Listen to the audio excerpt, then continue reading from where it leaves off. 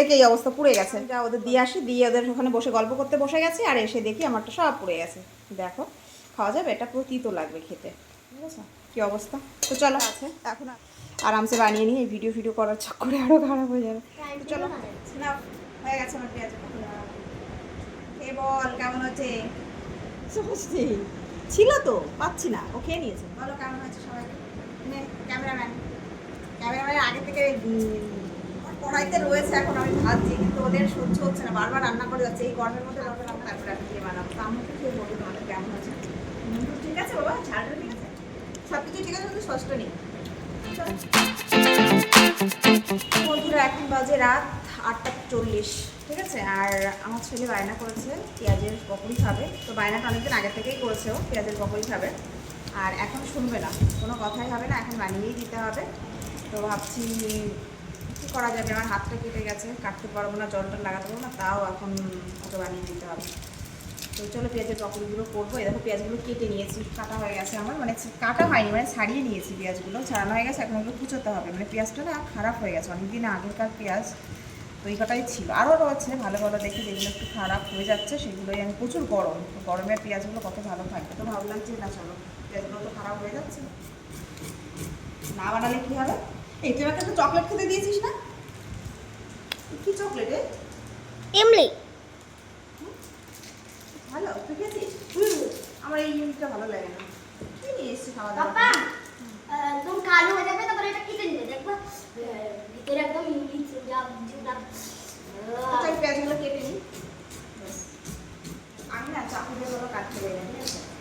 আমি চাকু দিয়ে কিছুই কাটতে পারি না, তো চাকু দিয়ে একটা জিনিসই ভালো কাটতে পারি, চাকু দিয়ে কিছু কাটতে গেলে হাতটা কাটতে পারি। তো ওটা সব থেকে ভালো পারি, আমি বটিতে সব থেকে ভালো পারি। আর এটা দিয়ে অন্যদিকে তাকিয়ে কাটবো আমার কিছুই হবে না, আর চাকু আমি ধরতে পারি না। তো দেখো চাকু দিয়ে কাটতে গিয়ে এটা হচ্ছে, ছেলের জন্য আম কাটতে গেছে, আম খাবে, চাকু নিয়ে এসে আম নিয়ে এসে বসে আমার খেতে দাও। আমি বলছি পারবো না, বটিতে কেটে দেবো, হবে না, চাকুতে তখনই ওখানে বসে কাটতে দাও। মানে চাকুটা এমনভাবে ধরেছি, আমি আম কাটবো কি আমের জায়গায় হাত কাটবো, কেটে নিই, তারপরে আবার আসছি। আচ্ছা এই যে কুচাটা হয়ে গেছে, পেঁয়াজ কুচি নিয়েছে, এবার এর মধ্যে দিতে হবে আমাকে। এর মধ্যে তো পেঁয়াজটা না অনেক বেশি হয়ে গেছে, ঠিক আছে? আর সব খাবার খেয়ে নিয়েছে এখন, মানে ওই বাড়ি থেকে খাবার দিয়ে গেল, তো ওটা খেলো, অনেক হয়ে গেছে। কী করবো, বানিয়ে রেখে দেবো নিচে। মানে এতগুলো পেঁয়াজ দিয়েছে কারণ হচ্ছে পেঁয়াজগুলো খারাপ হয়ে যাচ্ছিলো, তো পচে যাচ্ছিলো, ফেলে দেবো, রাত্রে হ্যাঁ হবে হবে। এর মধ্যে দেবো হলুদ, এর মধ্যে আছে কাঁচা লঙ্কা দিয়েছি, একটু জিরে দিয়েছি, দিয়ে পেস্ট করে নিয়েছি, ঠিক আছে? চালের গুঁড়ো দিলে ভালো হবে, চালের গুঁড়ো আর রসুন দুটো মিক্স করে দিলে ভালো হবে। তো আমি না চালের গুঁড়োটা দেবো না, আমাদের চালের গুঁড়ো আছে, অনেকদিন আগে কেমন বন্ধ হয়ে গেছে, আগের দিন লাউ ঘন্ট করেছিলাম, তার মধ্যে দিয়েছিলাম, তখন বন্ধ হয়ে গেছে, ভালো লাগছে না খেতে। তো এখন আবার চালের গুঁড়ো শুকিয়ে গেছে, পুরোটা বেসন দিয়ে করবো, ঠিক আছে? রেখে দেবো, তো পুরোটা বেসন দিয়েই করবো।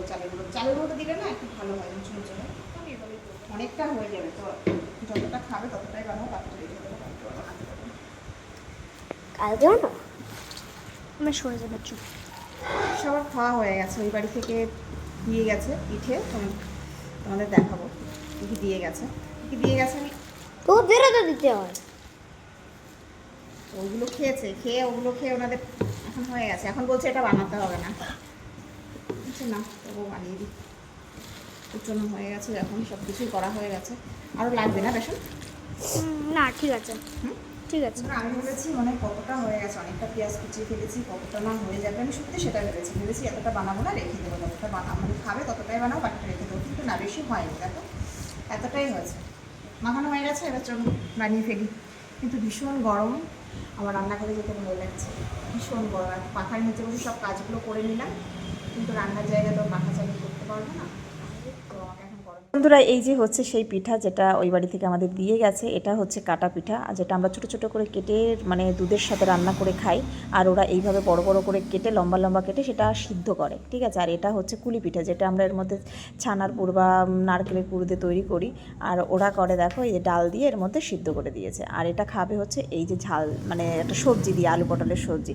আমরা জানি পিঠা মানে একটা মিষ্টি জাতীয় খাবার, খুবই ভালো লাগে আমাদের, কিন্তু ওদের পিঠা মানে এইটা। এখানে এসেছি তবে জানতে পারলাম যে পিঠার আসল রহস্য কী। তো কে কীরকম পিঠা খেয়েছে অবশ্যই কমেন্ট করে জানাবে। পেঁয়াজিতে প্রচুর তেল টেনে নেয়।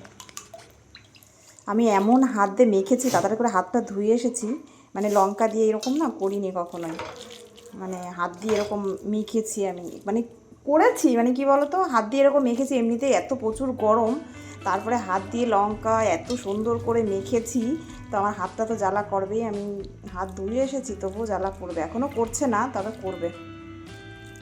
তেলটা এখনও গরম হয়েছে কিনা বুঝতে পারছি না। তো গরম হয়ে গেছে, আবার ভয় লাগছে।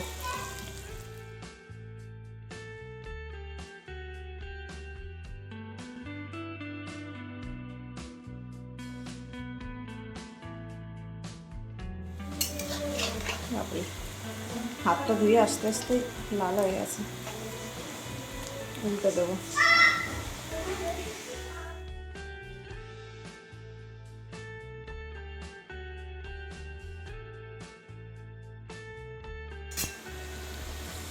তো হয়ে গেছে, দেখো ভালো করে উল্টে পাল্টে নিয়েছি, একদম পুরো লাল লাল করে ভেজে নিয়েছি, বুঝছো, লাল লাল করে ভেজে নিয়েছি, হয়ে গেছে।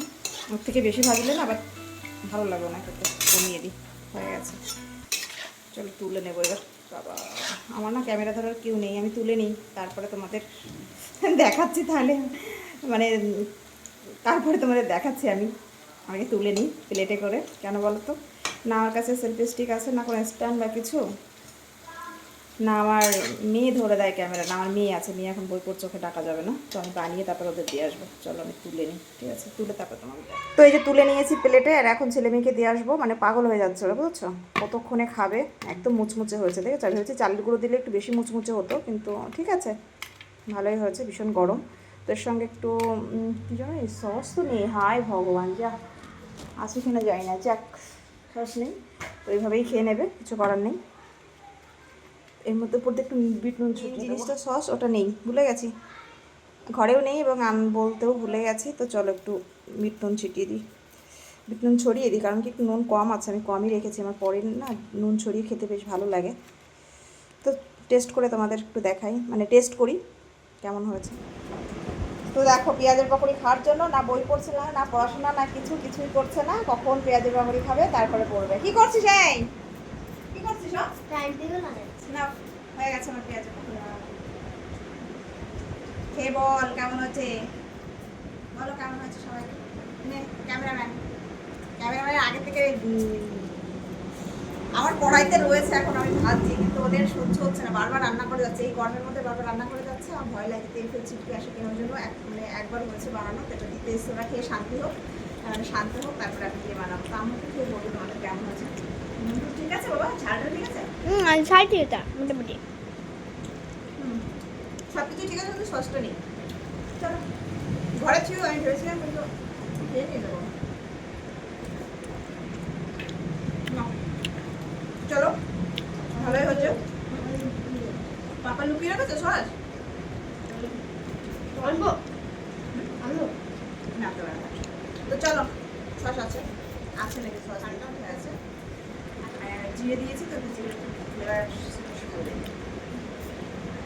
চলো টাটা, তোমরা বানিয়ে সেরকম এসে দেখে এই অবস্থা, পুড়ে গেছে। ওই ভিডিওটা শ্যুট করতে গেলাম, ভাবলাম যা ওদের দিয়ে আসি, দিয়ে ওদের ওখানে বসে গল্প করতে বসে গেছি, আর এসে দেখি আমারটা সব পুড়ে গেছে। দেখো, খাওয়া যাবে, এটা পুরো তিতো লাগবে খেতে, দেখেছো কী অবস্থা। তো চলো, এখনও এতটা আছে, আরামসে বানিয়ে নিই, এই ভিডিও করার চক্করে আরও খারাপ হয়ে যাবে।